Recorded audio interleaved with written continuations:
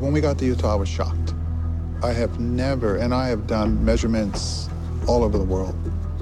I have never seen a situation ever over hundreds of square miles. The number of leaks in Utah is staggering. A few weeks after our trip to Utah, Eric Crossan from Picaro is analyzing the data we collected.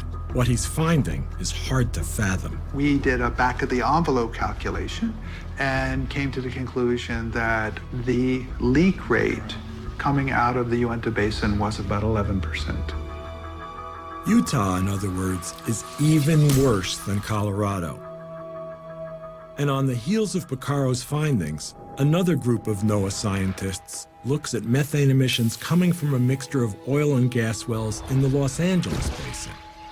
Their number? 17%. We hear industry say, there's just not that much in the way of leaks. Maybe we're losing 1%. It's not that high. It's not that big a problem. What do you say to that? They're wrong. They're just flat out wrong in terms of what these emissions are. The EPA is flat out wrong as well.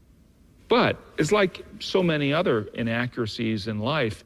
If you repeat them often enough, and if you repeat them loud enough, and you defend them vociferously, then that kind of becomes accepted as truth. Los Angeles Basin, up to 17%. Now, granted, that's one basin. Utah was another basin. Colorado was another basin. But these basins are starting to line up. All the data comes out so far. Doesn't bode well for the final answer, looking like it's way low, like the industry says, oh, less than 1%. Impossible. Absolutely impossible.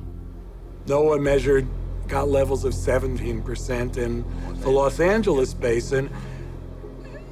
You know, it takes a lot of 1% emissions to bring that average back down. I can tell you that I looked at the studies that NOAA did, and I know something about the Picaro instrumentation.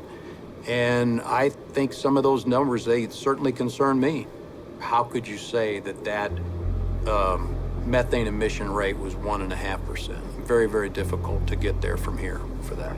After what I've seen and working on this story for months, a 1% leak rate, industry-wide, countrywide, that really seems laughable. No question there's work to be done, but we can all waste our time about, is it 4%, is it 8%, is it 1%, or we can all just say, I don't care what anyone thinks it is, let's go out and fix the problem.